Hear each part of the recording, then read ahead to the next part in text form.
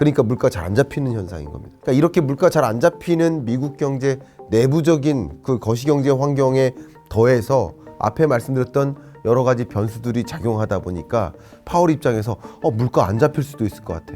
조기 금리 인하했다가는 물가가 다시 급등해서 물가 잡는 일을 완전히 영영 놓칠 수도 있을 것 같아. 그러니까 금리 인하를 지금 해도 된다는 확신이 들까 안 들까요? 안 드는 거죠.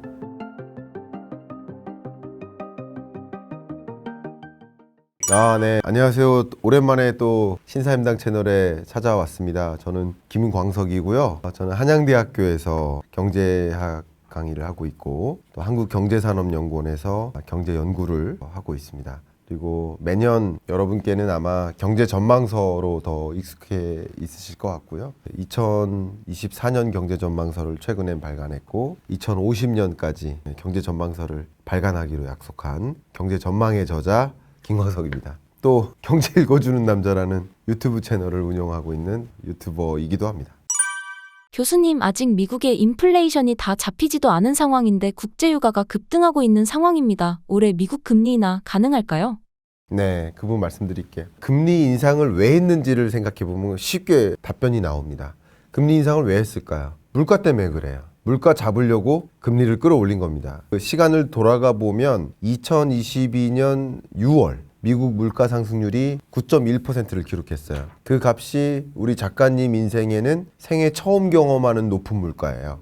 지금 우리가 겪고 있는 게. 그게 41년 만에 최고치였거든요. 그러니까 그 어마어마한 인플레이션 쇼크가 찾아왔기 때문에 그 물가를 잡기 위해서 금리를 끌어올렸던 겁니다. 2022년, 23년. 그러면 금리 인하가 언제 가능할까라는 질문, 많은 분들이 이제 생각을 하시기를 그래도 2024년 연내에 금리 인하는 하지 않겠느냐라는 생각을 하고 계시지만, 근데 그 금리 인하가 정확히 언제인가라는 거죠. 그 인하 시점은 계속 생각했던 것보다 자꾸 뒤로 미뤄지는 이유는 생각했던 것보다 물가가 빨리 잡히지 않아서입니다. 답변을 드린다면 금리 인하 시점 언제입니까? 라는 질문은 정확히 바꿔 얘기하면 물가 언제 잡힙니까? 이거고요. 근데 물가 잡힌다는 개념은 뭘까요? 물가가 잡힌다는 얘기는 미국이 혹은 한국이 혹은 중국이, 일본도 마찬가지, 세계 각국이 자기 각 국가가 선정해 놓은 목표 물가가 있는데 미국은 2%예요. 우리나라도 2%고요. 2%라는 목표 물가에 부합할 경우 그럼 물가가 잡힌 거예요. 그럼 물가 상승률이 2%를 웃돌고 있다. 그럼 물가가 아직 안 잡힌 거예요. 그러면 금리 인하 시점은 물가 잡히는 시점이고, 물가 잡히는 시점을 해석한다면 물가 상승률이 2%에 부합할 때라고 볼 수 있겠죠.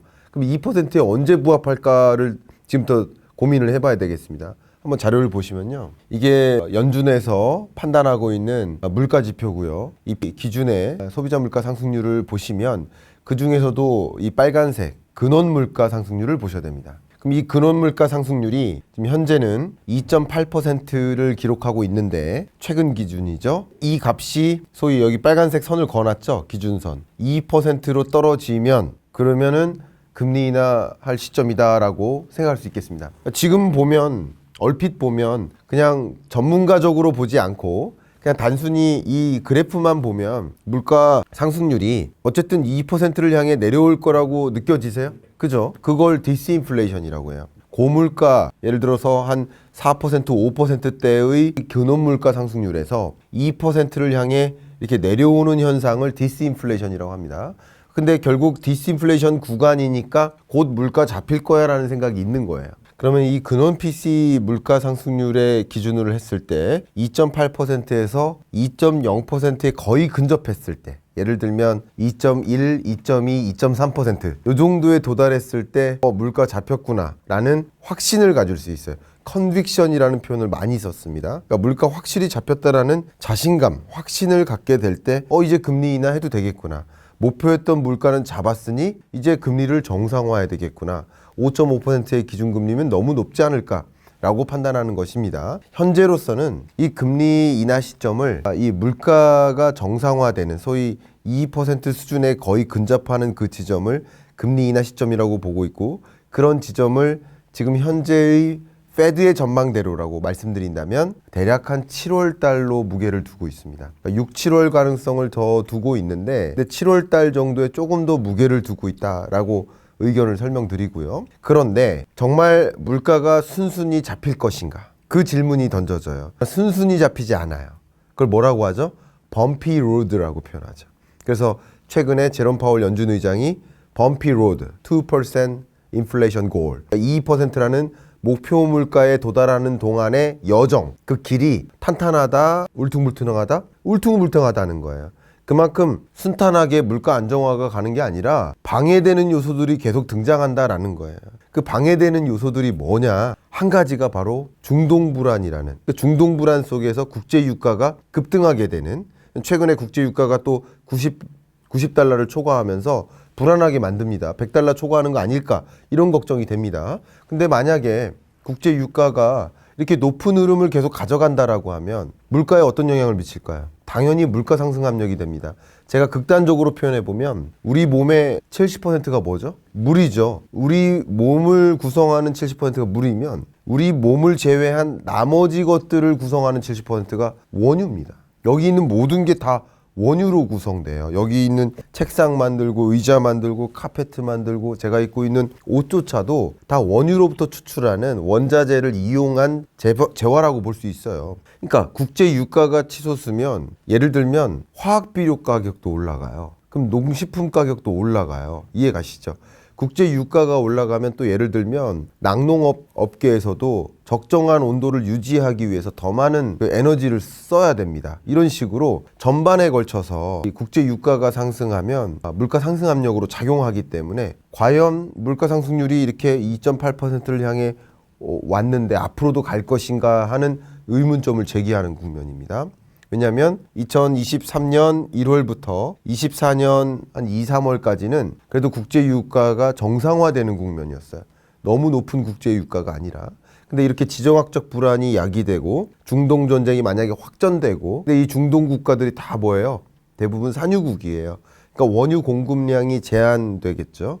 그게 국제 유가를 상승하는 압력이 됩니다. 그뿐이 아니에요. 국제 유가 상승 말고도 이런 중동 불안을 비롯한 지정학적 불안이 계속 제기가 되면 어떤 문제가 야기되느냐? 호르무즈 해협이 있습니다. 여러분 아십니까? 호르무즈에 또 굉장히 유명한 운하 중에 수에즈 운하가 있어요. 이런 해협이나 운하, 뭐 많은 그 물동량이 지나는, 왜냐하면 대륙이 이렇게 있는데 그 대륙을 우회하면 정말 시간도 많이 걸리고 비용도 많이 드는데 대륙을 우회하지 않도록 관통하는 곳이 있어요. 그게 대부분 해협입니다. 그리고 운하고요. 그러니까 근데 운하나 해협은 상대적으로 이게 어떨까요? 공간이 비좁아요. 그러니까 선박을 납포하기가 쉬워요. 좁으니까 납포하거나 선박을 타격하거나 공격하거나 하기가 좀 쉬워요. 그러니까 호르무즈 해협을 봉쇄시키는 거예요. 봉쇄시키면 전쟁 중에 전쟁을 하는 그런 국가들이 총으로도 전쟁하겠지만 물동량을 못 이동하게 막는 것도, 왜냐하면 이 정치적으로나 혹은 군사 안보적으로 견해가 다른 국가들로 향하는 물동량을 제한하는 거예요. 더군다나 세계적으로 지금 가장 중요한 현안 중에 하나가 물가 잡는 일인데 이 물동량을 차단해 보면 물가가 더 오르는 거죠. 그러니까 물동량이 제대로 해운이 운송이 되지 않아요. 타이완 해협을 중국이 봉쇄한다든가 호르무즈 해협을 만약에 중동 국가가 봉쇄한다든가 이런 일들이 지금 벌어지고 있단 말이에요. 근데 더더군다나 수에즈 운하가 봉쇄되고 수에즈 운하에 그것을 통과하는 해운 물동량을 납포하고 공격하는 일들이 계속 있습니다. 이게 중동 불안이 커지면 커질수록 이런 일들이 더 제기되기 때문에 수요는 있는데 공급이 제대로 되지 않으니 공급망 병목 현상으로 인해서 원자재나 부품 가격이 오를 수밖에 없습니다. 오르지 않는다 하더라도 물류가 더 많은 시간을 걸려서 더 많은 비용을 들여서 우회해서 이동해야 되기 때문에 물류비가 어떻게 돼요? 더 반영되겠죠. 이런 것들이 물가가 서서히 잡히겠구나 하는 그런 마음을 꺾어버리는 거죠. 기대 인플레이션을 다시 올려놓습니다. 그 변수 말고도 좀 재밌는 변수가 또 있는데요. 그게 기후변화예요. 기후변화라는 문제를 제가 2024년 전망할 때 제기를 해드렸었는데, 왜냐하면 유독 2024년은 슈퍼 엘니뇨의 시대다. 그러니까 슈퍼 엘니뇨가 찾아오면 어떤 지역은 가뭄이, 어떤 지역은 홍수가, 어떤 지역은 폭염이, 어떤 지역은 뭐 굉장히 강한 폭설이 뭐 이런 식으로 이상기온 현상이 나타나는 게 엘니뇨예요. 근데 엘니뇨 현상으로 인해서 물가에 어떤 영향을 미칠까? 당연히 물가에 영향을 미치죠. 뭘까요? 바로 곡물 가격 급등이에요. 왜냐하면 이 기상 이변 또 이상 기온에 가장 민감하게 반응하는 것이 곡물 생산량이에요. 심지어 어떤 지역에는 이상 기온 때문에 온도가 올라가가지고 폭염 때문에 메뚜기 떼가 출범해요. 그러면 거대한 그 농경 지역에 메뚜기 떼가 한번 스쳐 지나가면 곡물 생산량이 10분의 1로 줄어듭니다. 그럼 곡물 가격이 어떻게 될까요?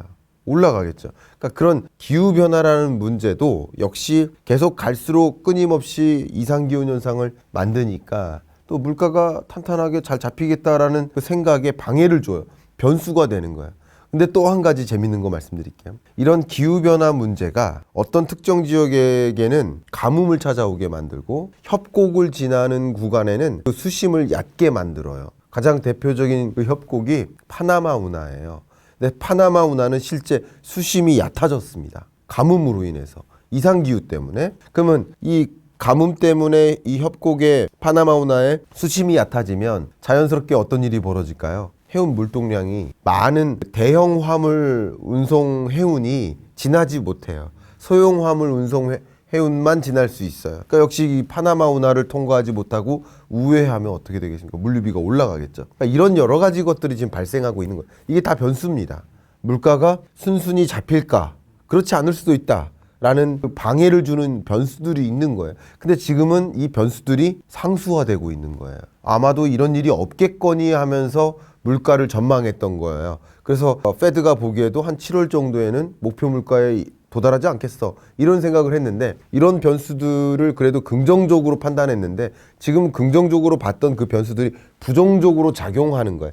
여기에 한 가지 요소가 뭘까요? 바로 미국의 볼티모어 항구. 볼티모어 항구에 사고가 났죠. 교량이 붕괴됐죠. 항구가 지금 작동을 못해요. 운행을 못합니다. 운행 중지 상태인데 아무리 빨리 운행이 재개된다 하더라도 5월이라고 지금 표현하고 있어요. 언론을 보면. 근데 이 볼티모어 항구가 미국으로 향하는 모든 화물은 아닌데 주로 자동차 종류입니다. 자동차나 경트럭이라든가 아니면 농기계 중에도 바퀴 달리는 것들 뭐 이런 거 그거 외에도 석고나 설탕이나 각종 원자재도 이 항구를 지나는데 수입하는 수입 물량이 이 항구를 지나지 못하게 돼요. 근데 특히 미국으로 향하는 자동차 수입액의 한 15% 이상을 볼티모어 항구를 통해 수입이 되는데 그게 제동이 걸리는 거죠. 그게 어떻게 될까요? 당연히 물가 상승 압력이 되겠죠. 원자재나 부품 수급도 안 되고 수요는 있는데 공급이 안 되니 그만큼 물가 상승 압력이 작용해요. 그래서 보시는 것처럼 물가 안정화가 어렵게 만드는 그런 변수들이 여전히 있기 때문에 파월 입장에서 이런 변수들을 아예 고려도 안 한 변수들도 있잖아요. 볼티모어 항구가 봉쇄될지 어떻게 알았어요? 근데 그런 변수들이 새롭게 등장하니까 적극적으로 안심하고 물가 안정화 될 거야라는 그런 마음을 못 먹게 막는 거죠. 거기에 한 가지가 뭐냐면 이 물가 상승률이 지금 2.8%를 기록한다고 했는데 그 물가 상승률을 기록하게 되는 배경이 무엇인지 분해를 해봐야 돼요. 왜냐하면 우리나라의 물가도 계산할 때 460여 가지 소비 품목이 있어요. 그 소비 품목의 가격 등락률을 계산하는 거예요. 근데 그 가격 등락률을 계산하는데 어떤 품목은 급등하는 거고 어떤 품목은 전혀 안 오르거나 떨어지기도 합니다. 근데 이 비교가 언제 기준이에요? 전년 동월 대비예요. 그러니까 2024년 1, 2월 달의 국제 유가는 2023년 1, 2월 달의 국제 유가보다 싸요. 22년, 23년 초까지가 굉장히 높은 국제 유가의 흐름이었기 때문에. 그러니까 결국 국제 유가는 전년 동월 대비 어때요? 마이너스예요. 그러면 여기 그래프를 보시면 그것을 해부해 보면 이렇습니다. 에너지 물가의 그 기여도는 마이너스 기여도예요. 계속 23년 3월부터 내내 마이너스 기여도였습니다. 그러니까 물가 상승 압력이 아니라 물가 하방 압력인 거예요. 나름 끌어내리고 있는 역할을 해왔던 거예요. 왜냐하면 물가의 개념 자체가 전년 동월 대비이기 때문에. 그런데 에너지는 도움을 줬고 식료품 물가의 기여도도 계속 빠졌죠. 근데 중요한 것은 근원 물가의 기여도, 식료품과 에너지 물가를 제외한 나머지 물가를 바로 근원 물가라고 하는데 근원 물가의 기여도는 안 빠지고 있죠. 근원 물가의 기여도 중에 특히 뭐가 안 빠지고 있나요? 보시면 근원 상품 물가는 기여도가 그래도 1.5, 0.4 이러다가 지금 최근에 0이거든요. 근원 서비스 물가의 기여도가 안 빠지고 있어요. 근데 임금 상승률이 떨어져야 됩니다. 늘어나야 됩니다. 라는 것을 말씀드리는 것이 아니라 근원 서비스 물가가 떨어지려면 임금 상승률이 떨어져야 된다라는 것을 말씀드릴게요. 왜냐하면 근원 상품의 경우에는 원자재 가격이 떨어지면 상품 가격이 떨어져요. 원자재 공급이 많아지면 또 상품 가격이 떨어져요. 그런데 서비스업의 가격은 가장 많은 그 비용 구조가 뭐예요? 인건비예요. 그럼 임금 상승률이 좀 강하게 둔화되면 서비스업 가격 등락률이 어떻게 되겠습니까? 좀 둔화될 수 있겠죠. 그런 면에서 근원 서비스 물가가 잡혀야 물가가 잡힌다라고 지금 표현할 수 있겠는데, 근데 앞에 말씀드렸던 것처럼 물류비가 올라요. 그리고 미국의 고용이 너무나 탄탄해요. 미국 경제가 너무나 견조해요. 너무나 견조한지를 보시는 것처럼 최근 미국 경제의 성장률 흐름인데요. 23년 3분기가 5.5% 성장했고요. 23년 4분기가 3.4%예요. 신흥국 성장률만큼이나 높아요. 정말 이게 가능한가 할 만큼 정말 이렇게 높은 성장세를 유지하고 있어요. 24년 1분기 성장률도 제가 보기엔 2%를 초과할 것 같아요. 그러니까 잠재 성장률이 2%인데 그걸 웃돌 만큼 높은 5.5%까지 기준금리 인상한 나라 맞나 하는 그런 의문이 들 만큼 고성장세를 유지하고 있습니다. 그러니까 당연히 고성장세가 유지된다는 얘기는 수요가 뒷받침된다는 뜻이죠. 그러면 공급은 부족해지는데 수요는 계속 일어나니까 기업의 신규 투자 수요, 가계의 소비 수요, 이런 수요가 계속 뒷받침된다는 얘기니까 가격이 안 떨어지는 것이 될 수 있고요. 고용이 너무 탄탄하다 보니까. 두 번째는 고용 시장이 탄탄하다 보면 임금 상승률이 또 안 떨어집니다. 쉽게 말하면 신규 일자리 공급량이 있어요. 공급량이 예를 들어 100개예요. 일을 원하는 사람은 50명이에요. 그러면 50개의 일자리가 뭘로 채워질까요? 임금 수준이 높은 것부터 채워지지 않겠습니까? 그럼 임금 상승률이 떨어질까요? 안 떨어져요. 근데 신규 일자리 공급량이 10개예요. 50명이 일을 하고 싶어요. 그러면 10개 다 채워질 거 아니에요. 근데 임금이 높은 것부터 임금이 낮은 것까지 다 채워질 거 아니에요. 그러니까 이런 겁니다. 고용시장이 너무나 탄탄하니까, 고용시장이 탄탄한 건 좋은 걸 수 있어요. 미국 경제로 보면은. 그러나 물가 잡기에는 어렵다는 것이고, 물가가 안 잡히니 금리 인하를 반한다는 거. 금리 인하를 원하는 사람 입장에서는 금리 인하 시점이 계속 뒤로 지연되는 이유가 되는 거예요. 하나를 얻기 위해서 하나를 포기해야 되거든요. 그러니까 쉽게 말하면 물가를 얻기 위해서는 경기를 포기해야 돼요. 근데 물가를 얻기 위해 경기를 포기하려고 금리 인상한 건데 경기가 포기가 안 되는 거예요. 두 마리 토끼를 다 잡고 있는 거예요. 그러니까 물가 잘 안 잡히는 현상인 겁니다. 그러니까 이렇게 물가 잘 안 잡히는 미국 경제 내부적인 그 거시경제 환경에 더해서 앞에 말씀드렸던 여러 가지 변수들이 작용하다 보니까 파월 입장에서 물가 안 잡힐 수도 있을 것 같아. 조기 금리 인하했다가는 물가가 다시 급등해서 물가 잡는 일을 완전히 영영 놓칠 수도 있을 것 같아 하는, 그러니까 금리 인하를 지금 해도 된다는 확신이 들까 안 들까요? 안 드는 거죠. 그런 것들이 물가 안정화가 어려운 이유다, 이렇게 설명드리겠습니다. 만약 올해 미국이 금리 인하를 안 하게 된다면 거시경제는 어떤 식으로 흘러갈까요?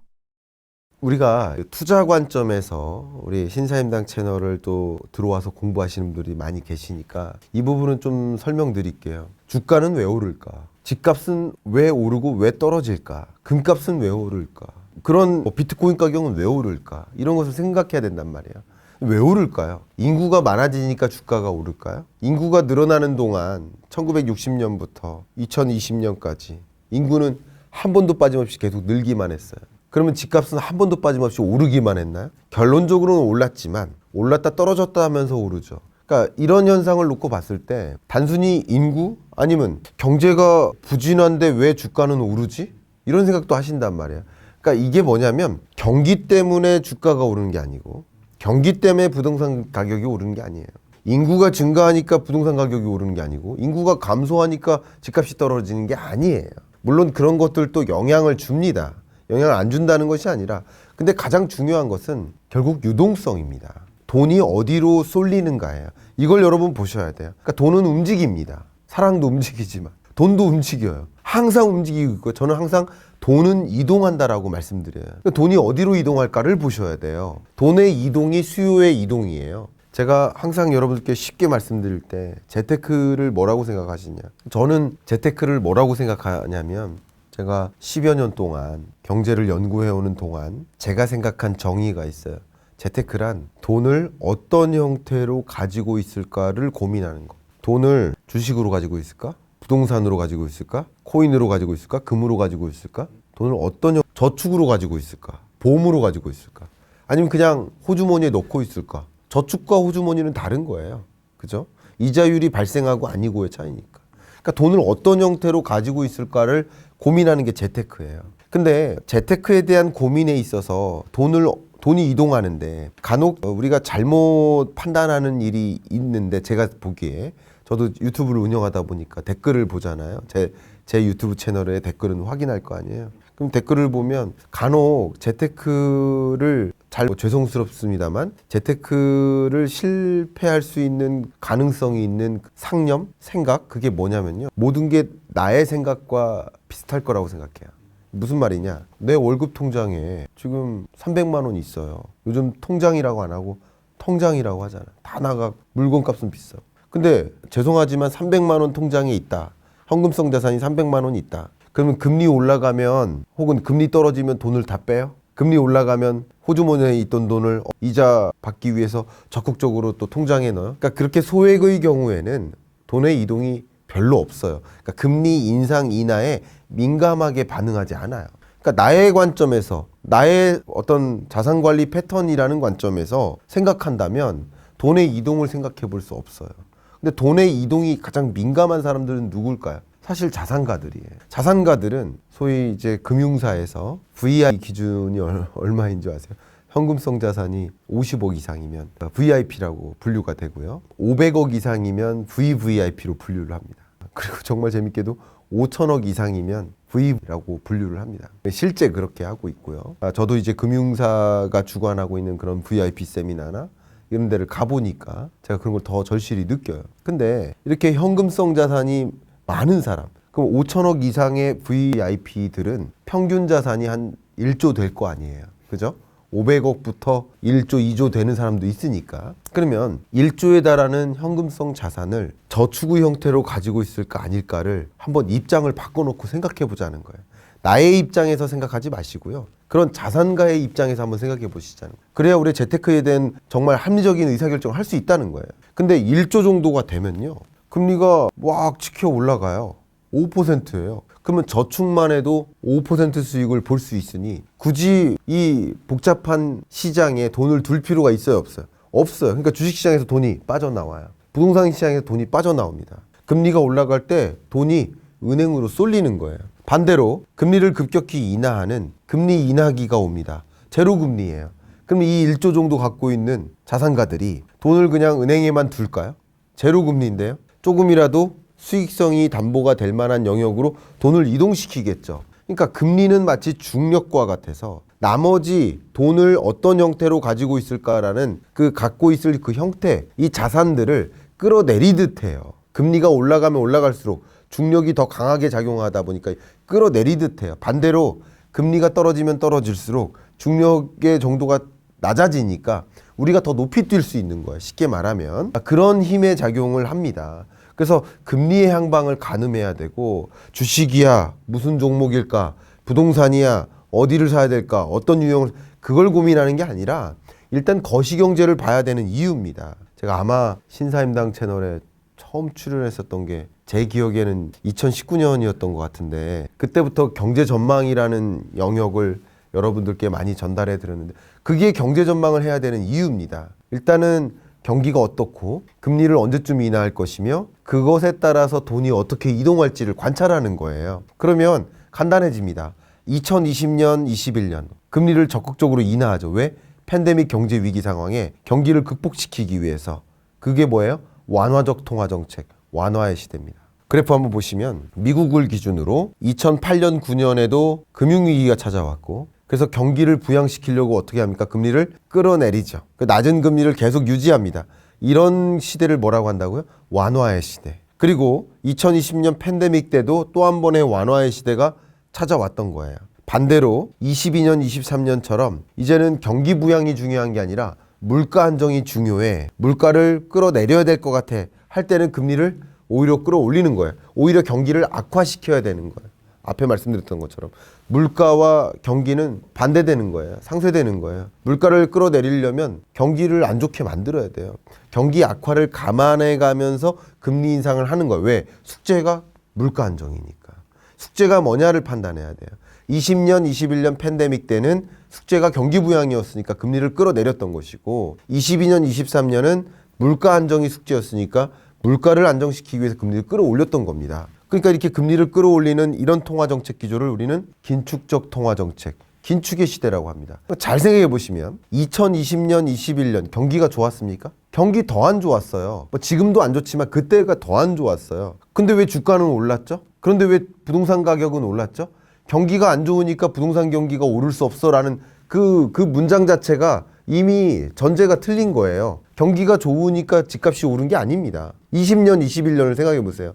경기 최악이었습니다. 1997, 8년 IMF 외환위기 때 그때가 최악이었고 그 다음 최악이 팬데믹 경제 위기 때였어요. 근데 왜 집값은 오르고 왜 주가는 올랐죠? 금리예요, 금리. 유동성입니다. 인구가 늘어서 집값이 오른 게 아니에요. 인구가 늘어서 주가가 오른 게 아니에요. 경기가 좋아서 주가가 오른 게 아니에요. 경기 나빴어요. 유동성이에요. 돈이 어디로 이동했는지를 보셔야 된다는 거예요. 돈이 어디로 이동하는가? 돈이 주식시장으로 이동했던 거예요. 은행에 머무르지 않았던 거예요. 부동산 시장으로 이동했던 거예요. 자산가들이 옮길 때 자산가가 아닌 소위 중산층이나 저소득층이나 월급쟁이나 우리 작가님처럼 주니어 월급쟁이 임금 근로자들도 같이 이동하는 거예요. 왜? 포모 현상 때문에. Fear of missing out. 내 이 대세상승장에 나만 열외되면 안 돼. 나도 올라타야 돼. 하면서 움직이는 거예요. 그러니까 엄청난 자금이 다 그쪽으로 쏠리는 겁니다. 그게 완화의 시대예요. 돈의 이동이 그렇게 그려지셔야 됩니다. 반대로 긴축의 시대 22년, 23년 22년 경제가 2020년, 21년보다는 경기가 좋았습니다. 22년 경제가. 20년, 21년이 제일 안 좋았어요. 팬데믹도 남아있고 마스크 쓰고 다니고 정말 힘들었을 때예요. 22년 경기는 좋아졌어요. 근데 집값이 떨어지기 시작하죠. 주가도 떨어지기 시작하죠. 제가 22년 전망할 때만 해도 22년에는 제 신사임당 채널에서도 그랬을 겁니다. 22년은 주식하는 해가 아닙니다. 22년에는 집값도 떨어질 겁니다. 제가 그런 문장이 분명히 있을 겁니다. 찾아보셔도 됩니다. 왜냐하면 그런 말씀을 너무 많이 드렸었기 때문에 2021년에 22년 전망하면서 그러니까 금리가 올라가고 물가 잡기 위해서 금리 인상기가 찾아오고 그러면서 주가가 다시 떨어지는 거예요. 그럴 때 무슨 종목 사야 되는지 이게 필요합니까? 주식을 할지 말지를 결정하는 거예요. 이해가시죠? 돈을 어떤 형태로 가지고 있을까를 고민해야 되는 거지. 그때 주식으로 갖고 있어야 된다라고 생각을 하시면 그러면 어떤 종목일까를 고민하는 것이지 어떤 종목부터 고민하시면 안 된다. 그런 면에서 제가 말씀드리고요. 긴축의 시대 때는 경기가 좋아서 그래서 주가가 오르는 게 아니라 반대로 경기가 좋은데 20년, 21년보다는 좋아지는데 코로나19 이전 수준을 향해서 오고 있는데 그런데 주가가 22년 10월이 바닥이었거든요. 코스피 기준으로. 집값도 곤두박질 쳤거든요. 가장 전주 대비 등락률, 주간 단위의 등락률로 봤을 때 바닥이 마이너스 0.48%. 이게 22년 10월, 11월입니다. 10월, 11월에. 가장 강하게 떨어졌던 구간이에요. 이게 긴축의 시대인 거예요. 뭐 할 때죠? 그때? 미국이 0.75%포인트씩 자이언트 스텝을 연거푸 4번 연속했던 거. 기억나시죠? 그게 긴축의 시대인 거예요. 자, 그런데 그런 관점에서 돈의 이동을 보셔야 되는데 이제 금리 인하가 있을 거라고 생각을 하시니까 대부분의 투자자들이 시장에서 24년에는 금리 인하 있지 않겠어? 라는 그 믿음 때문에 그리고 심지어 제롬 파월 연준 의장조차도 명확하게 언제 인하할 거라고 거론하진 않았지만 연내 어느 시점에는 인하를 시작할 거다라는 표현을 했고 지금까지 발표된 최근 기준의 점도표를 보면 연내 3번 정도 인하하겠다라는 것이 현재로서의 시그널이니까 어쨌든 3번이 되든 아니면 2번이 되든 인하는 하겠네라는 그런 마음을 갖겠죠. 그럼 뭐예요? 금리 인하가 시작된다. 긴축의 시대에서 완화의 시대로 전환되는 구간이구나. 2024년은 전환기다라는 거죠. 긴축의 시대에서 아직 완화의 시대까지는 아닐지라도 완화의 시대를 향해 건너가는 전환기에 해당됩니다. 근데 이게 중요한 게 뭐냐면 금리 인하 이미 한 적 있나요? 우리나라나 미국이 금리 인하 한 적 있나요? 아직 안 했어요. 금리 인하 할 거라는 기대감만 있었던 거예요. 근데 그 기대감만으로 주식시장을 움직이는 겁니다. 왜? 선행적 투자, 공격적 투자니까 선행성이 있는 거예요. 금리 인하 연내 어느 시점엔 할 거야 라는 마음에 그러면 지금 주식 보유 비중을 늘려야 되겠네 하는 투자자들, 자산가들의 움직임이 일어나는 거예요. 그러니까 금리 인하에 대한 기대감만으로도 주가가 올라가는 겁니다. 그래서 그런 겁니다. 그래서 금리 인하가 만약에 주신 질문처럼 금리 인하할 거라는 기대감, 그 기대감은 지금 이런 시나리오입니다. 현재 보시는 것처럼 페드의 의사결정은 아마 조만간 금리 인하를 시작해서 이렇게 한 여러 차례 인하할 거야 라는 마음을 먹고 있는 거고요. 다만 이렇게 마음 먹었다가 제가 만약에 그래프를 여기서 그린다면 제가 이렇게 그려볼게요. 커서 보이시죠? 지금은 이게 자꾸 위로 올라가는 거예요. 이렇게 자꾸 이렇게 올라가는 거예요. 그러니까 좀 더디게 금리 인하가 시작될 것이다 라고 보는 거예요. 그럼 이게 올라가는 과정, 금리 인하 시점이 5월로 생각했는데 5월이 아니야 6월이야. 6월로 생각했는데 6월이 아니야 7월이야. 금리 인하 한 3번 할 줄 알았는데 2번이야. 이런 식으로 하면 어떻게 돼요? 기대감이, 금리 인하에 대한 기대감이 줄어드는 거예요. 줄어드는 구간이 뭐죠? 주식시장에서 돈이 이탈하는 구간이에요. 선행적이니까. 금리 인하 시점에 움직이는 게 아니라 금리 인하에 대한 기대감이 올라가느냐, 기대감이 줄어드느냐, 그게 주식시장으로 더 많은 돈이 이동하느냐 아니냐, 이걸 결정짓는 거예요. 금리 인하 기대감이 만약에 사라진다. 6월이 됐는데 금리 인하 안 할 것 같아요. 7월이 됐는데 또 안 할 것 같아요. 만약에 작가님 말씀대로 연내 금리 인하가 없을 것 같아요. 만약에 그렇게 판단하면 금리 인하에 대한 기대감이 빠지면서 주가가 예전처럼 올랐던 게 아니라 다시 수축되겠죠. 유동성의 힘입니다. 제가 한번 첨언을 드린다면 일본 경제가 좋았습니까? 23년에 반짝 좋긴 했어요. 근데 반짝 좋았지만 계속 1% 정도 성장하던 그 일본이라는 나라가 기껏 1% 후반대 성장한 거예요. 경기는 조금 좋았어요. 엔저 덕분에 수출 경쟁력이 생겼던 거거든요. 근데 24년에는 다시 경기가 1% 수준으로 내려올 것으로 전망됩니다. IMF가 그렇게 전망했습니다. 주요 기관들도 다 그렇게 전망하고요. 제가 확인하기로는 BOJ, 일본은행 여러분 들어가 보시면 거기 홈페이지에 영어로도 서비스를 다 해줘요. 저도 확인했는데, 그러니까 페드가 전망한 미국 경제 전망도 있지만 BOJ가 전망한 일본 경제 전망이 있어요. 역시 BOJ가 전망한 일본 경제도 24년에 다시 1% 수준으로 내려올 것으로 전망합니다. 근데 주가는 왜 이렇게 계속 고공행진했죠? 경기가 좋아서 주가가 오른 게 아니에요. 유동성의 힘이었던 거고, 유독 세계적으로 많은 나라가 금리 인상 행보를 보였는데 일본만 마이너스 금리를 8년 동안 연속으로 유지해 왔잖아요. 16년 동안 금리를 인상한 적이 없는 금리 인하만 단행하고 최근 8년 동안에는 마이너스 0.1%의 기준금리를 계속 유지해 왔잖아요. 유동성인 거예요. 세계적으로 다른 나라들은 금리 인상하고 높은 금리를 도입하는데 일본만 나홀로 낮은 금리를 유지하고 금리 인상한다고 했는데 인상해봐야 조금 올리고 그래봐야 0%거든요.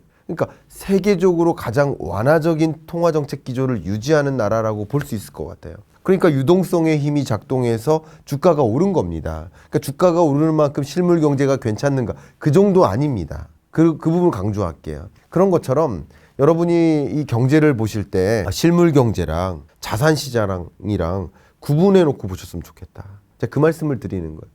제가 24년 전망서에서는 이걸 뭐라고 표현했냐면 실물 경제와 자산 시장 간의 괴리가 일어난다. 그것을 굉장히 유명한 이코노미스트의 표현이 있어요. 문장이 있어요. The gap between Wall Street이라는 표현이 있어요. 이게 뭐냐면 월스트리트이 바로 자산 시장을 뜻합니다. 우리나라로 치면 여의도 거리라고 생각하시면 좋겠죠. 메인 스트리트는 뭐예요? 실물 경제, 골목 상권 이런 느낌입니다. 그러니까 기본적으로 자산 시장의 움직임과 소위 실물 경제의 움직임이 동떨어져서 나타난다 라는 뜻인 겁니다. 근데 계속 자산 시장을 보실 때 실물 경제적으로 경기가 안 좋은데 과연 주가 오르겠어? 경기가 안 좋은데 부동산 가격 오르겠어? 라는 생각을 하시기보다는 오히려 경기와 자산 시장이 연동되어 있습니다. 이게 연동이 되어 있지만 이게 마치 톱니바퀴처럼 연동이 되어 있는데 그게 즉각적으로 연동되기보다는 여러 톱니바퀴들을 거쳐서 특히 중간에 중요한 금리라는 톱니바퀴를 거쳐서 그 해당 자산 시장에 영향을 미치기 때문에 시간적 격차도 있고 순서가 좀 달라요. 그런 것들도 같이 생각하셨으면 좋겠고, 선행성이 가장 강한 시장이 어디예요? 코인 시장이죠. 공격적 투자 대상. 선행성이 가장 높아요. 그 다음이 이제 주식 시장이라고 분류할 수 있겠고, 부동산 시장은 선행성이 가장 약합니다. 오히려 후행적일 때가 많아요. 실물 경제 성격이 더 강해요. 왜냐하면 시중금리 자체가 충분히 떨어졌을 때 부동산 매수할 수 있어, 내 집 마련할 수 있어 하는 움직임을 야기하기 때문에 선행적으로 작동하기가 어렵습니다. 그런 자산시장의 그 본질적인 이해, 이런 걸 바탕으로 실물 경제의 흐름, 금리의 흐름을 이해하고 자산 시장은 어떻게 움직일까를 들여다보는 것이 정말 필요한 것이 아닐까 생각합니다. 돈의 이동이 결국 재테크의 핵심이라고 하셨는데요. 그렇다면 지금 돈은 어디로 이동하고 있나요? 돈의 이동은 그만큼 해당 현물이든 해당 자산을 많이 보유하는 쪽으로 돈의 이동이 있을 때 그만큼 그 해당 가격이 올라가겠죠. 왜냐하면 우리가 지금 논하고자 하는 건 가격이에요. 주식의 가격, 집의 가격, 아파트의 가격, 비트코인의 가격. 자산시장에서의 고민은 뭐예요? 가격입니다. 가격. 재밌게도 실물 경제에서 논하고자 하는 굉장히 중요한 관점은 가격일까요? 아니에요. 규모예요.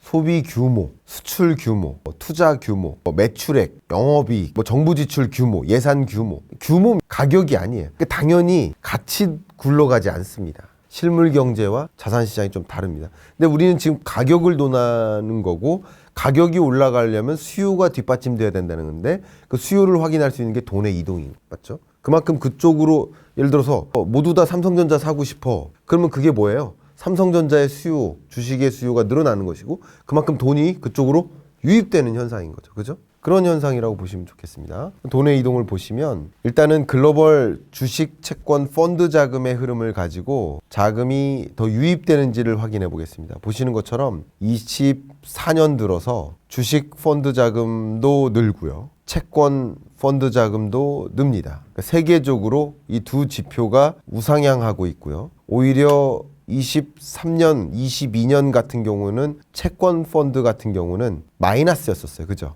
마이너스, 그러니까 유출됐던 거, 돈이 빠져나왔던 거예요. 채권을 팔고, 그죠? 근데 반대로 이제 채권을 사는 거죠. 주식을 사는 거죠. 이렇게 주식과 채권으로 더 많은 자금이 유입됐다라는 것을 이 돈의 이동을 통해 확인할 수 있을 겁니다. 그 다음, 돈은 주로 어디로 이동했을까라는 것을 확인하기 위해서 MSCI 지수를 가지고 확인해 볼게요. 보시는 것처럼 MSCI 세계, 전 세계 지수가 이렇게 23년 11월을 기점으로 계속 올라가죠. 24년 3월까지 계속 올라가죠. 이런 현상이 뭐예요? 주식시장으로 돈이 많이 유입됐구나를 보여주는 아까 이렇게 보여드렸던 이런 흐름하고 거의 똑같은 게 바로 이겁니다. 이 하늘색. 근데 전 세계 시장으로 돈이 유입되는데 그중에 유독 선진국으로 몰릴까 신흥국으로 몰릴까를 따져봐야 돼요. 근데 보시는 것처럼 신흥국으로 몰린 자금은 그렇게 많지 않아요. 근데 노란색 보시면 선진국으로 돈이 막 이동하죠. 오히려 전 세계로 몰리는 것보다 선진국으로 더 많이 몰렸음을 확인할 수 있죠. 특히 선진국과 신흥국 간의 격차는 더 벌어지죠. 그러니까 자금이 주식시장 펀드, 주식 펀드나 채권 펀드로 돈이 유입은 되고는 있으나 유독 선진국으로 몰리는 것이다. 이렇게 여기서는 디파인 할 수 있겠죠. 이게 돈의 이동을 확인하는 겁니다. 그 다음 왜 이렇게 이동이 선진국으로 더 몰릴까라는 그 본질적인 질문에 대해서 답변을 먼저 드릴게요. 바로 성장률 격차예요. 뭐냐면 원래 선진국은 성장률이 낮죠. 유럽 1%, 일본 1%, 한국 2%, 미국 2%, 성장률의 레벨, 잠재 성장률의 레벨 자체가 낮아요. 반면에 신흥국들의 성장률의 레벨은 단연 높습니다. 가장 대표적으로 중국 같은 경우 5%대, 인도 5, 6, 7%대, 베트남 5, 6, 7%대. 신흥국들의 성장률의 레벨이 높죠. 그러니까 성장률은 원래 신흥국들이 높고 그리고 성장률이 높지 않으면 신흥국이라고 할 수도 없는 거죠. 그죠? Emerging country라는 의미 자체가. 근데 이 성장률의 레벨이 좁혀집니다. 보시는 것처럼 신흥국 성장률은 여전히 높긴 하지만 저성장화되고 있고요. 그리고 선진국들의 성장률은 물론 저성장이 고착화되지만 그래도 성장률이 더 떨어지진 않고 있어요. 그러니까 선진국과 신흥국의 성장률 격차가 과거에는 이렇게 높았는데 2000년대 높았는데 지금은 줄어들었단 말이야. 레벨 자체가 2000년대, 2010년대보다 2020년대 더 떨어졌어요. 격차가. 그만큼 선진국은 선진국답지 못하게 나름의 고성장을 하고 있고 신흥국들은 신흥국답지 못하게 나름의 저성장화되고 있다는 뜻인 거예요. 그런 것들을 보여주듯이 이런 고성장하는 국가로 돈에 더 유입이 있겠죠. 그러니까 금리 인하에 대한 기대감으로 돈의 유입이 지금 장전되고 있는데 기왕 보니까 많은 기업들 그만큼 고성장하는 선진국이라고 한다면 고성장을 이끌 주요 산업 섹터들이 매출액이나 영업이익 실적이 좋다는 거잖아요. 그 산업별 부가가치의 총합이 GDP니까 GDP가 얼마나 늘어나는지를 보여주는 것이 바로 그겁니다. 그러니까 돈의 유입을 이제 주식시장, 펀드시장, 주식 펀드나 채권 펀드로 돈의 유입이 있을 시점에 유독 선진국이 선진국답지 않게 고성장하고 신흥국들은 신흥국답지 못하게 저성장하니 기왕이면 돈을 어디로 유입시키는 거야? 선진국으로 유입시키는 거야. 그래서 돈의 유입이 그렇게 일어나는 것이다 라고 설명드리고요. 근데 그 미국, 특히 미국으로 자금이 많이 쏠립니다.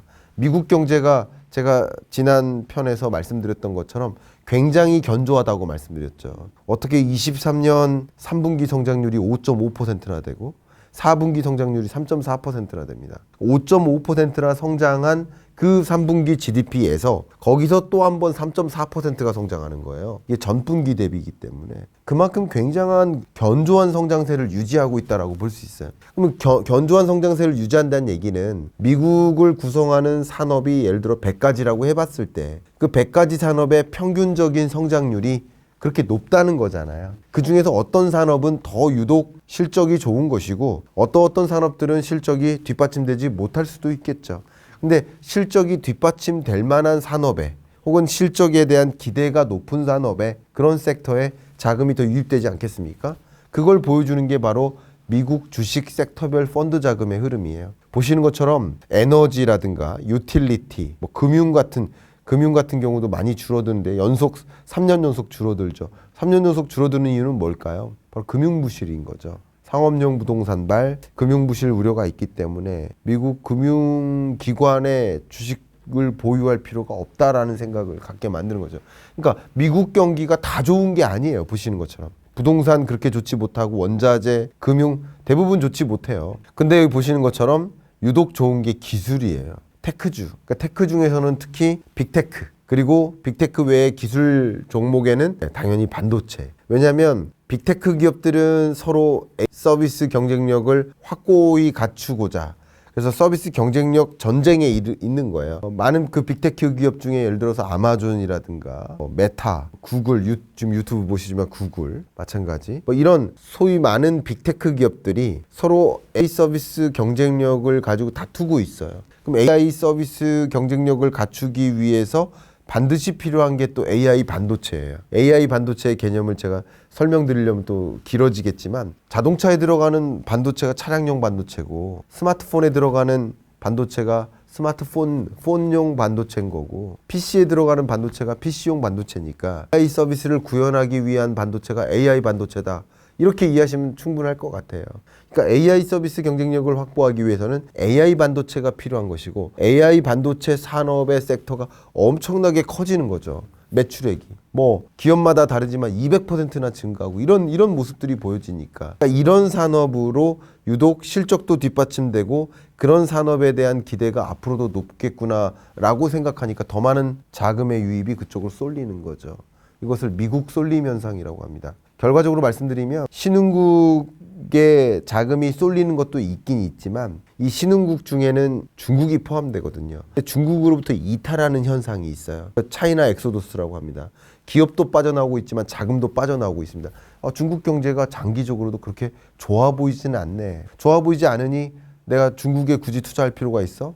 중국 같은 경우는 디플레이션 지금 상황에 거의 직면한 것 같은데 굳이 중국에 투자해 봤을 때 좋은 수익률을 거두기가 어려울 것 같아 하는 생각으로 중국으로부터의 자금이 빠져나와요. 대거 빠져나오고 빠져나온 자금 또 어디론가 이동할 거 아니에요. 미국으로 가는 거예요. 미국 쏠림 현상. 그러니까 중국 유출 현상, 미국 쏠림 현상. 두 가지가 같이 맞물리는 겁니다. 그게 아까 보여드렸던 신흥국으로의 어떤 주식시장으로의 돈의 유입은 좀 저조한데 중국을 포함한 거잖아요. 중국을 제외한 신흥국은 더 높아요. 그런데 미국, 아까 신흥 말고 선진국은 굉장히 강한데 선진국 중에서도 미국만 따로 떼어놓고 보면 더 강합니다. 그리고 그 미국으로 돈이 유입이 있는데 그 미국 중에서도 유독 어디로 몰리는 것이다? 기술, 테크주로 몰리는 것이다. 이렇게 몰려왔던 것이라고 볼 수 있고 그게 여러분 세계 시가총액 순위를 보면 1위부터 10등까지를 쭉 나열해 봤을 때 다 빅테크 기업 혹은 반도체 기업 이런 기업들 아닙니까? 그런 모습들이 결론적으로도 야기가 되는 것이죠. 이렇게 돈의 유출입을 좀 들여다보시면서 돈이 이동하네? 그럼 돈이 어디로 이동할까? 그 이동하는 경로로 나의 돈도 이동시키는 거죠. 그런 방식으로 의사결정을 하시는 게 좋지 않을까 하는 의견을 드리고 싶습니다. 중국 경제가 좋지 않다는 것을 많은 분들이 알고 계실 텐데 그렇다면 어떤 신흥국 쪽으로 자금이 이동하는 건가요? 중국 경제가 얼마나 안 좋은지부터 먼저 말씀드릴게요. 왜냐하면 중국 경제가 세계의 공장이다 하면서 그동안 많은 자금이 중국으로 몰려왔었을 거 아닙니까? 근데 예상치 못한 중국 경제의 좀 강한 침체, 부동산 경기 침체, 부동산 개발업체들의 연쇄 도미노 부실, 또 중국 정부의 정부 부채, 지방정부 부채, LGFB와 같은 그림자 금융, 이런 여러 갖가지 문제들이 많아요. 중국 경제가. 그런 문제들을 발견하면서 중국에 계속 투자하면 안 되겠구나. 자금이 또 빠져나오는 거예요. 한번 보여드리면 일단 중국 경제의 펀더멘탈 상에서 중국의 소비자 신뢰 지수가 이렇게 그냥 레벨 다운 됩니다. 보시는 것처럼. 소비자 신뢰 지수가 낮다는 것은 그만큼 소비할 의사가 약해진다라는 것을 보여주고, 적극적으로 소비하기가 어렵다라는 것은 그만큼 미래가 불투명하다라는 거예요. 중국의 소비자들이 향후 중국 경제가 좋지 못하다, 불확실하다, 위험하다라고 느끼면 느낄수록 적극적으로 소비할까요? 아니면 저축을 많이 해놓다가 나중을 위해서 좀 소비를 아낄까요? 저축을 늘리는 거예요. 그래서 보시는 것처럼 소비자 신뢰지수가 급락하는 과정에서 굉장히 재밌게도 중국의 저축액이 급격히 쌓입니다. 저축액이 급격히 늘어납니다. 그만큼 현재 경제에 대해서 불안하다고 느끼고 미래도 불확실할 것 같아 하니까 미래에 대한 불안감을 저축으로 하는 거예요. 소비를 아끼는 거예요. 현재 소비를 아끼고 미래에 소비할 수 있는 능력을 갖춰야 되겠다 하면서 저축을 늘려요. 그게 중국 경제의 소비가 진작이 안 되고 있다. 소비가 뚜렷하게 늘어나지 않고 있다라는 뜻입니다. 그것이 결론적으로 기업 경기에도 영향을 미칠 텐데, 기업 경기를 볼 수 있는 가장 대표적인 지표가 구매 관리자 지수예요. 이게 기업마다 구매팀의 구매 담당자가 있어요. 그러면 예를 들어서 이런 마우스를 생산하는 기업이다라고 했을 때 이 마우스에 들어가는 각종 원자재나 부품 같은 걸 수입하거나 국내에서 이렇게 조달할 거 아니에요. 그러면 이번 달 얼만큼 이런 원자재나 부품을 조달할 겁니까? 라는 질문에 대해서 전월보다 더 줄일 거예요. 전월보다 더 줄일 거예요. 당장 늘릴 계획이 없어요. 이 얘기는 뭐예요? 그만큼 이 수요가 없다는 뜻이에요. 그런 식으로 이 통계를 추산하는 게 구매관리자 지수인데 기준이 50입니다. 근데 제조업의 경우에는 계속 50을 밑돌아요. 서비스업, 비제조업이라고 불리는 이 서비스업 같은 경우도 다시 이제 50 수준에 근접해서 뚜렷하게 개선되지 못하고 있어요. 옛날과 같으면 한 55 이상을 찍어야 되는데 그렇지 못하고 있어요. 그만큼 중국 경제의 펀더멘탈이 제대로 굴러가지가 않고 있다. 공장이 놀고 있다. 가동률이 줄어들고 있다. 이렇게 볼 수 있어요. 그런 것들이 결론적으로 중국 경제의 펀더멘탈이 좋지 못하다라는 것을 보여주고요. 이 빨간색 그래프를 보시면 중국 경제가 한때 14%의 고성장을 했습니다. 특히 2001년에 WTO를 가입하고 그때부터 교역이 엄청나게 증가하죠. 교역 증가율이 25% 이렇습니다. 이게 교역을 중심으로 대외 거래를 중심으로 고도의 성장을 보였다가 2010년대 이래로는 중국 경제 성장률보다 수출 증가율이 더 낮죠, 보통. 그만큼 수출이 떠받들어주지 못하고 있는 모습인 거고, 더더군다나 2017년 트럼프가 당선되면서 미중 패권 전쟁이 지속되면서 교역 증가율이 크게 급감합니다. 앞으로도 그렇고요. 이 빨간색보다 수출 증가율이 더 밑돌고 있죠. 일시적으로 한 번 올라갔을 뿐이죠. 이 한 번 올라간 것은 팬데믹 이후의 기저효과라고 볼 수 있어요. 왜냐하면 이런 모든 숫자가 전년 대비예요. 근데 2020년 대비 이렇게 급증한 거지 이게 평상적으로 뭐 15% 증가했다 이렇게 볼 수는 없어요. 어쨌든 이런 흐름이라고 볼 수 있는데, 지금은 23년 중국 경제가 5.2% 성장하더니 올해는 4.6%로 성장세가 더 둔화되고 2028년 정도가 되면 3.4%로 성장세가 둔화될 것이다 라고 IMF가 전망합니다. 이 숫자는 IMF 전망치예요. 중국 통계를 여러분 많이 못 믿으시니까 저도 그렇게 신뢰하진 않습니다만 IMF 전망치를 가지고 여러분께 말씀드리는 겁니다. 그러니까 이렇게 중국 경제가 저성장 국면으로 가는 거예요. 그러니까 예전에 고성장을 못한다라는 뜻이에요. 그러니까 이런 모습이 제가 여러분께 오해를 좀 덜어드리면, 어떤 전문가분들은 마치 중국 경제가 다음날 폭망할 것 같이, 경제 위기가 올 것 같이 그렇게 그림 그리시는 분도 계시. 저는 그건 좀 과하다고 생각합니다.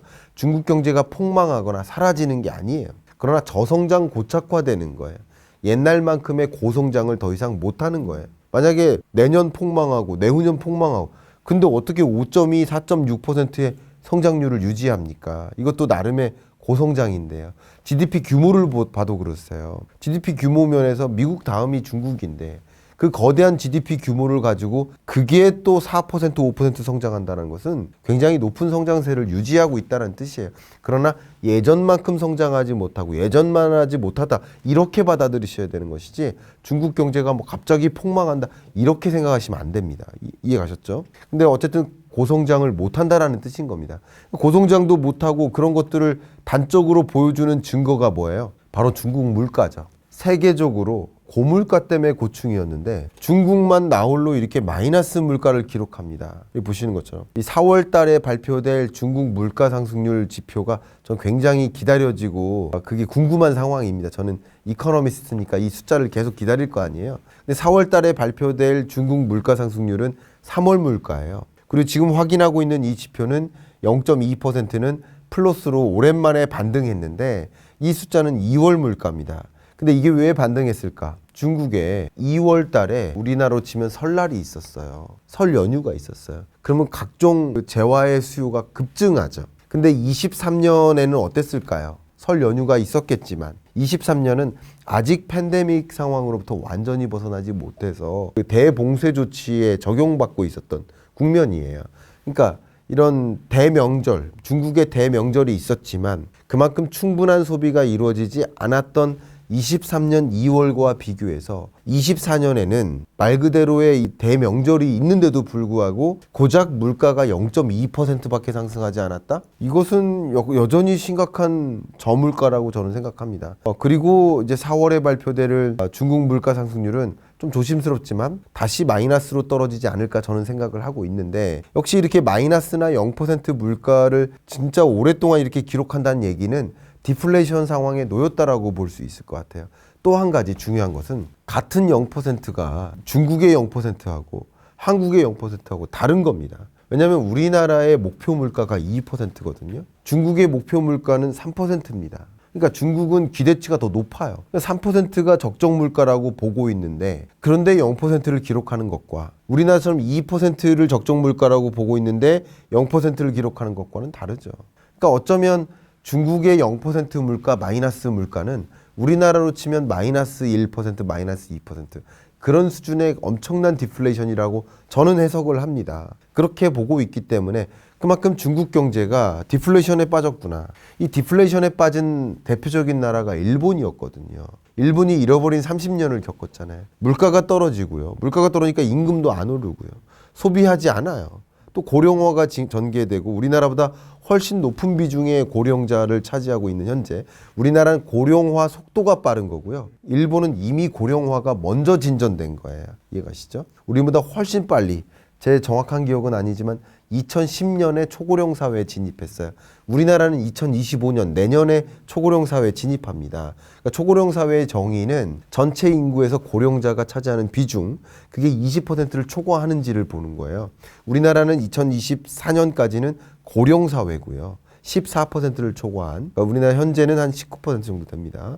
이게 20%를 초과하면 초고령 사회가 되는데 일본은 진작 초고령 사회에 진입한 거예요. 인구는 줄어들고 고령자는 많아지고 소비가 위축되고 또 임금도 안 오르고 그러니까 모든 게 정체된 나라의 모습이에요. 그러나 일본 경제를 보셨을 때 잃어버린 30년을 경험했지만 일본이 폭망했습니까? 일본이 사라졌습니까? 일본이 아직도 GDP 3위국이에요. 미국, 일본, 미국, 중국 다음 일본입니다. 독일하고 왔다 갔다 하지만 3위, 4위국이에요. 그러니까 이게 폭망한 개념이 아니라 중국이 약간은 일본처럼 조금 일본처럼 선진국에 도약한 다음에 저성장으로 고착화되는 것도 아니면서 나름의 중진국인데 벌써 잃어버린 20년에 진입하나 하는 우려가 되는 그런 국면에 놓인 거라고 볼 수 있고 폭망하는 개념이 아니라 구조적으로 저성장 고착화되고 있다라고 보시면 좋겠고 그러니까 중국으로부터 어떻게 합니까? 많은 기업들이 떠나죠. 그 떠나는 현상을 차이나 엑소도스 현상이라고 보고 있고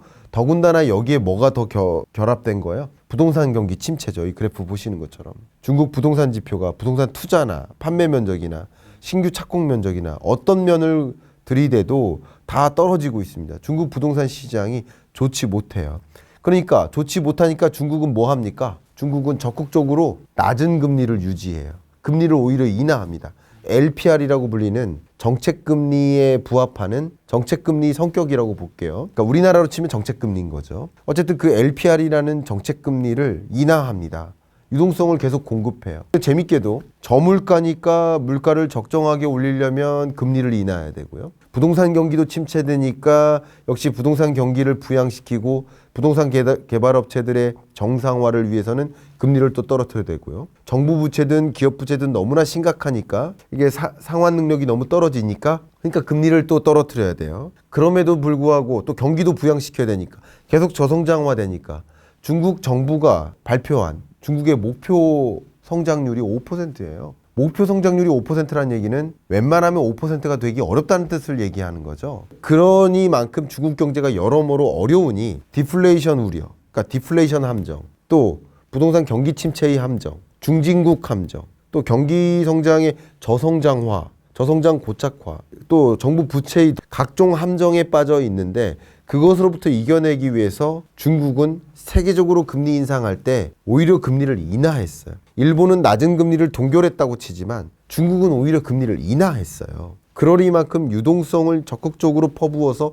이런 함정으로부터 벗어나려고 노력했는데 그런데도 말을 듣지 않는 상황인 거예요. 이걸 유동성 함정이라고 하죠. 그러니까 중국이 유동성 함정에 빠져 있는 거예요. 그런 상황이니까 유동성 함정에 빠져 있으니까 많은 투자자들이 어떻게 할까요? 중국으로부터 빠져나오는 거예요. 돈을 중국으로 유입시키면 안 되겠구나. 그런 관점에서 중국으로부터 빠져나오고 미국으로 많이 가는데 근데 신흥국 지수가 올라간다. 중국을 제외한 나머지 신흥국으로는 돈의 유입이 좀 강하게 일어나고 있다라고 본다면 그 대상국은 누굴까라고 보는 것이 바로 글로벌 사우스입니다. 글로벌 사우스가 부상하고 있어요. 여기 그림을 잠깐 보여드리면요. 이게 북미 지역, 유러피언 지역, 또 아시아에서도 가장 대표적으로 우리 한국이나 일본 같은 이런 나라들은 다 선진국 권역, 이런 지역들이 다 글로벌 노스라고 하죠.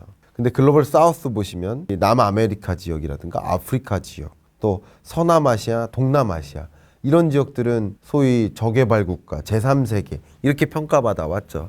근데 이런 나라들이 이제 부상합니다. 근데 그 부상을 대표적으로 견인하는 글로벌 사우스의 리더격으로 부상하는 그 나라가 또 역시 인도예요. 그런 그림을 제가 여기 제시했는데 여기 보시는 것처럼 이 파란색이 글로벌 노스고요. 이 글로벌 사우스가 있는데 어쩌면 2020년까지를 이끌어왔던 나라들이 글로벌 노스라고 했다면 20년 이후를 좀 끌어올 나라, 견인할 나라가 글로벌 사우스 아니겠는가라고 보고 있습니다. 예를 들면 실제 제2의 중국으로서, 왜냐하면 중국으로부터 기업들이 빠져나오고 또 미중 패권 전쟁이 장기화되고 또 중국에 대한 관세가 여전히 약 20% 이상 부과하고 있다 보니까 중국에서 생산해서 미국으로 수출하는 그 구조가 깨져버리는 거예요. 그럼 중국에서 생산 안 하고 중국보다 더 저렴한 인건비, 중국보다 더 풍부한 노동력, 그리고 노동 인프라 혹은 생산 인프라가 충분한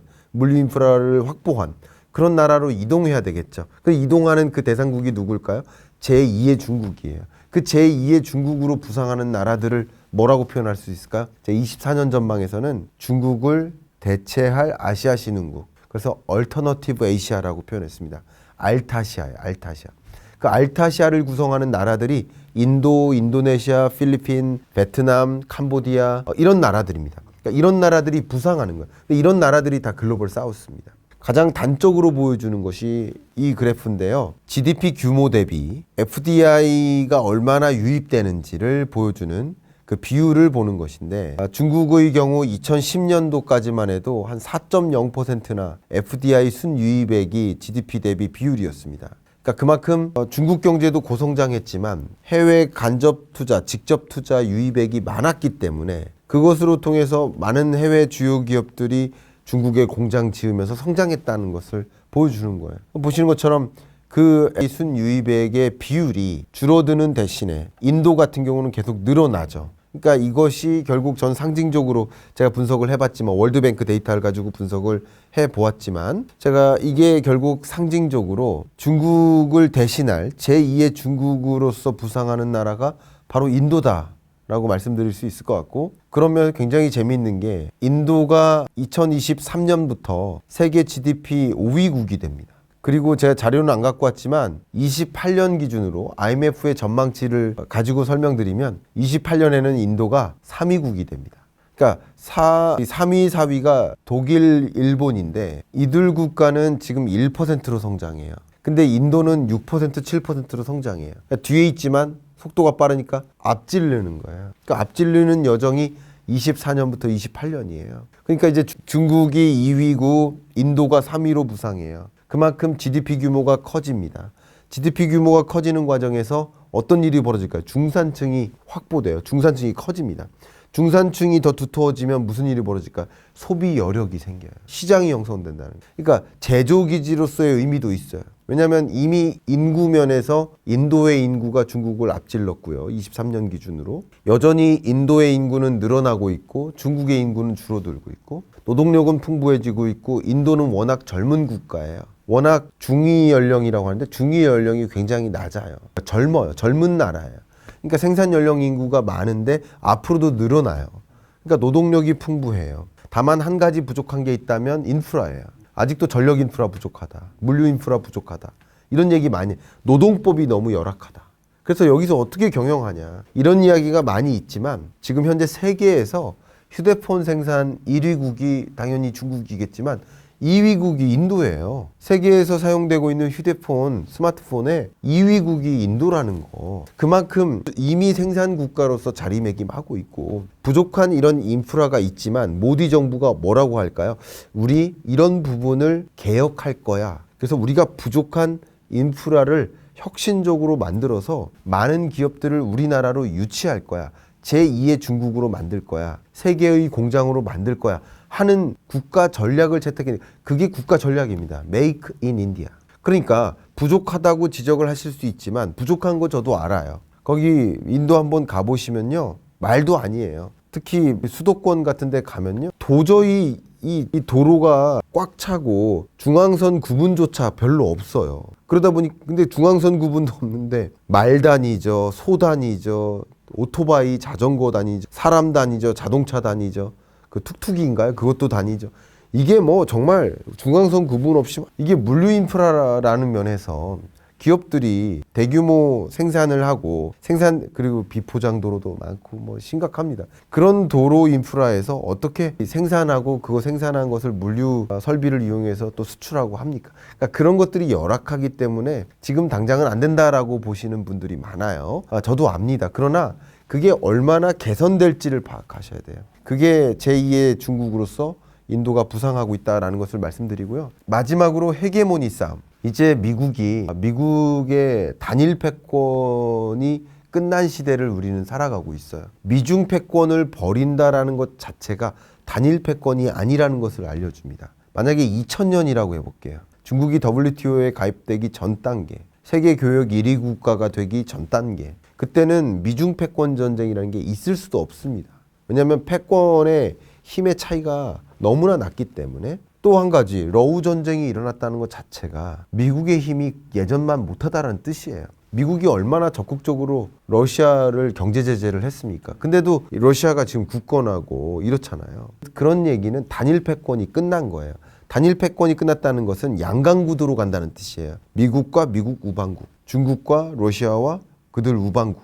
양강구도로 이렇게 갈리는 과정에서 특히 이들은 당연히 같은 방향을 모으기가 어렵겠죠. 같은 방향을 모을 수가 없을 거예요. 그러나 이들끼리 의결을 결정하는 게 아니라 유엔이나 국제협약 과정에서 이들이 공동투표를 한다 하더라도 이들끼리 결정하는 게 아니라 결국 캐스팅 보트를 누가 가지고 있어요? 글로벌 사우스가 가지고 있는 거예요. 그래서 인도가 결국 글로벌 사우스에 해당되는 이런 신흥국들이 결국 결정하는 그대로 방향이 이루어집니다. 특히 이 글로벌 사우스를 이끄는 나라가 또 인도예요. 인도가 계속 그런 국가들을 모아서 자기들끼리 회의를 하고 이렇습니다. 이런 과정에서 글로벌 사우스의 부상을 우리는 느껴야 되고, 마지막으로 한 가지 글로벌 사우스의 부상 한 가지 더 강조한다면 바로 자원 패권이에요. 우리가 반도체 강국이에요. 우리가 2차 전지 강국이에요. 자동차 강국입니다. 맞아요. IT 강국이고요. 5G 강국이에요. 근데 이 모든 우리나라가 강국 조선 철강, 자동차, 석유화학 다 마찬가지입니다만 우리나라가 이게 주력 수출 품목들이고 이게 우리나라가 강점을 가지고 있는 산업 섹터인데 이런 산업 섹터에 구리 없으면 안 돼요. 흑연, 니켈 없으면 안 돼요. 리튬 없이 어떻게 2차 전지를 만듭니까? 근데 이런 부문의 기술 강국이라고 할 수 있지만 산업 강국이라고 할 수 있겠지만 근데 여기에 들어가는 각종 원자재는 거의 100% 해외로부터 조달받고 있습니다. 근데 만약에 패권이 정해지면서 더 이상 우리가 의존해왔던 그런 자원 공급국으로부터 자원을 조달받지 못하게 된다. 그런 상황이 놓일 거 아니에요. 미중 간에 싸우니까. 쉽게 말하면 우리는 더 이상 중국으로부터 요소를 사올 수 없게 된다라고 해볼게요. 근데 요소를 사올 수 없게 요소 공급을 차단하는 일이 있을 수도 있지만 중국 입장에서는 요소를 어쨌든 수출해야 돈을 버는 거잖아요. 스스로 수출을 막을 필요는 없어요. 그러나 전쟁 상황으로까지 간다면 요소 공급이든 뭐든 다 차단해 버리는 거죠. 이해가시죠? 그런 관점에서 생각을 해본다면 이렇게 미중 간에 이렇게 패권이 탈세계화, 이분화 이렇게 되는 과정에서 이런 글로벌 사우스의 영향이 강화되고 그러면 기존의 이 미국 우방국들이 중국 우방국들로부터 자원을 제대로 조달받지 못하면 그러면 더 적극적으로 자원 외교를 펼쳐야 할 대상국이 누구예요? 바로 글로벌 사우스 국가인 거예요. 근데 그래프 보시면 니켈 1위 채굴량 1위국이 인도네시아입니다. 필리핀이 2위국입니다. 이미 1, 2국이 인도네시아, 필리핀, 글로벌 사우스예요. 동시에 아까 말씀드렸던 중국을 대체할 아시아 신흥국, 알타시아 국가들이 리튬, 칠레가 2위입니다. 아르헨티나가 4위예요. 흑연, 모잠비크가 2위입니다. 브라질 4위예요. 코발트는요, DR 콩고가 단연 1위입니다. 이 아프리카 지역이 단연 1위고요. 거의 70%예요. 인도네시아가 2위입니다. 글로벌 사우스 국가가 니켈 안 줄래, 코발트 안 줄래 그래 버리면 안 돼요. 통제가 안 돼요. 그만큼 자원이 중요해지는 국면이고 2020년부터 공급망 병목 현상을 우리는 겪었기 때문에 이 자원, 핵심 광물을 보유한 이런 나라들이 더 중심에 설 수밖에 없는 국면으로 치닫게 되는 겁니다. 그러니까 여러분들도 중장기적으로 뭐 기업 경영이라는 관점에서도 어떤 국가의 신규 수출을 확보할까, 신시장을 개척할까라는 것을 생각할 때 우리가 방향을 잡을 때도 도움이 되겠지만 정부 정책적인 관점에서도 이런 국면임을 이해하면 우리는 어떻게 자원 외교를 펼치고 어떻게 안정적으로 자원을 조달받을 수 있도록 할 것인지 그게 우리의 경쟁력이 될 거라는 거죠. 기술이 전부가 아니라는 거예요. 자원을 안정적으로 조달받도록 할 것인가. 이게 강한 정부가 된다는 거예요. 우리나라 안에 자원 없잖아요. 그럼 아무도 석유 수출을 안 해주면 어떡합니까? 이 얘기입니다. 제가 드리는 이야기는. 그런 관점에서 접근을 해야 된다. 정부도 그렇지만 우리 투자 관점, 가계의 투자 관점에서도 중장기적으로 어딘가에 투자를 해야 되겠다라고 한다면 글로벌 사우스에 투자해야 되겠구나. 글로벌 사우스의 대장한테 투자해야 되겠구나. 제2의 중국은 누구일까를 한번 생각해 보시고 답변을 찾아보면 그 답변이 바로 투자 대상이다. 이렇게까지 좀 강조를 해드리고 싶습니다. 신사임당 구독자분들께 드리고 싶은 말씀이 있을까요? 2024년 경제 굉장히 안 좋습니다. 2023년도 안 좋지만 24년 올해도 역시 안 좋습니다. 그래서 그 안 좋다라는 것을 표현하기 위해서 제가 24년 경제 전망서에서 24년을 상흔점이라고 표현했어요. 고물가, 고금리의 상처의 흔적이 남는 그래서 상흔이다 라고 표현할 만큼 안 좋은 경제입니다. 제가 여러분께 드리고 싶은 이야기는 바람이 불면 분명 나무가 흔들려요. 여러분들도 흔들릴 수 있어요. 가게도 힘듭니다. 기업도 힘들고 모두가 힘들 수 있습니다. 근데 바람이 분다고 해서 흔들릴 수는 있지만 쓰러지지 않을 필요가 있습니다. 여러분 쓰러지시지 않으셔야 됩니다. 쓰러지지 않기 위해서는 나무라고 한다면 뿌리를 깊게 가져가야 됩니다. 그러니까 뿌리를 깊게 가져간다는 것은 저는 개인적으로 거시경제를 충분히 이해하는 것. 그러니까 이 거대한 바다를 항해해야 된다고 했을 때 이 항해해야 할 그 바다의 모습이 심상치 않아요. 그럼 우리는 어떻게 항해해야 됩니까? 바다 끝에 어떤 위험 요인이 있는지 또 저쪽에는 어떤 기회가 있는지를 먼저 들여다보고 항해할 준비를 해야 되지 않을까요? 그래서 저는 여러분께 말씀드리는 것은 24년에 험난한 바다를 항해해야 될 여러분들이 적어도 24년 항해해야 될 바다의 모습이 어떤지를 먼저 들여다보고 그 위험 요인이 있다면 위험 요인을 적극적으로 좀 극복해보고 잘 우회해보고 기회 요인이 어느 부분에 있는지를 좀 잘 들여다보고 포착할 수 있는 그런 배가 될 수 있도록 정말 바람이 불어도 흔들릴 수는 있어도 쓰러지지 않는 나무가 되기 위해서는 말 그대로의 바다를 조명할 필요가 있겠다. 거시경제를 이해할 필요가 있겠다. 이런 말씀을 좀 드리고요. 오늘 제가 여러분께 전해드린 이 이야기들이 여러분들이 경제의 흐름 그리고 경제를 전망하는 그런 관점에서 여러분들이 좀 위험 요인을 우회하고 또 기회 요인을 잘 포착할 수 있도록 하는데 좋은 조언으로 작용되기를 바라는 마음, 그런 마음으로 인사드리겠습니다.